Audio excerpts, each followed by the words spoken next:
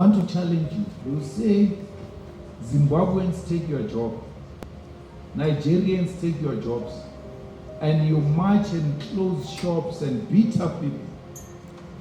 Tell us, after doing that, how many jobs have you created? By beating up these Nigerians, by beating up these Ghanaians, by beating up these Zimbabweans, loading them. If you load them, I have not seen anyone being loaded. No one. And you say they take jobs from you. You have beaten them up, you have taken them out of the country. How many jobs have you created after that? Because the battle should be about jobs. You beat people because they took your jobs. They run away. You close a shop that hires 5 people and say they take our jobs. After closing that jobs, how many jobs have you created?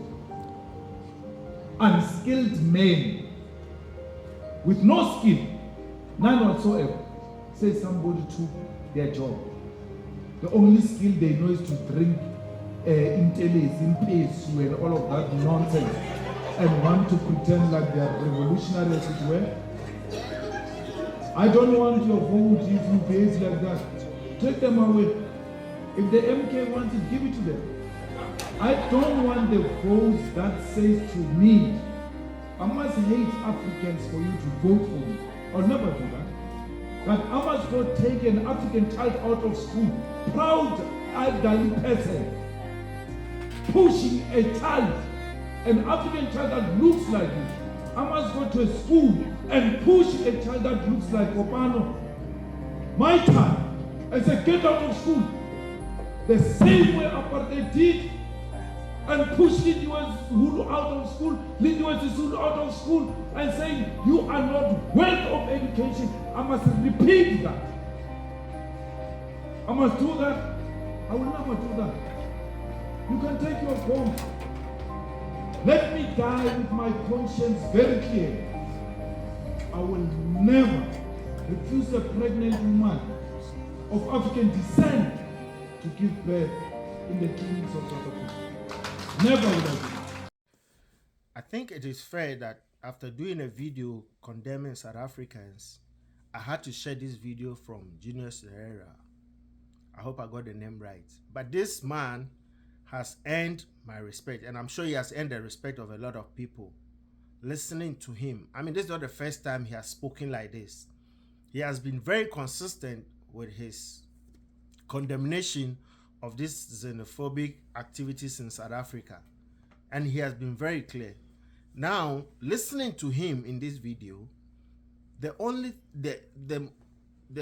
me say, one thing that he said that really touched me and I really admired a lot from him as a politician is when he says that if this is what you will do, I don't need your votes.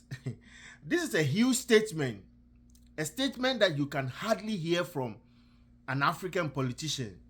Yes, don't come and tell me that Akufo-Addo once told some people that he doesn't need their votes. Those people were asking for development. It's not any nonsense thing. So don't come and tell me about Akufo-Addo's own. But I just wish that our politicians will be able to stand for something which is right, even when they are not getting the votes. That is all. I wish a politician would stand for something. I've been having discussion with a very good friend of mine in the UK, and he always says politicians always look for vote. That's something about them. You cannot take that away from them. But so when you hear a politician like this talk, it gives you some level of hope. It gives you some idea that there are some genuine people out there who just want to serve the people and not just for their own selfish interests. So for him to make that statement, if you want me to support you in this kind of criminal activities of harming your fellow African brothers and sisters, just for you to vote for me, then he said, take your vote. I don't need it. Go and vote for other people who will support you in this kind of nonsense. And for me, that is a very powerful message. I wish that our African politicians, our African leaders will be ready to, that is what, if you are standing for something that is good, yes, not other things. When people ask you to come and develop their area, otherwise they will not vote for you. Then you will say, if you will not vote for me, take your vote, and I will not come and develop it. No, that's not that one. We're talking about standing for something that is right, and that's what this man is standing for. And he has really earned my respect and the respect of a lot of people. Unfortunately, he doesn't have the power because he's not in power. It is the president, the government of South Africa. They are the people who have the power. But for him, at least, he has earned respect because he's adding his voice to it, because he's an influential person in South Africa. So all he can do is to add his voice.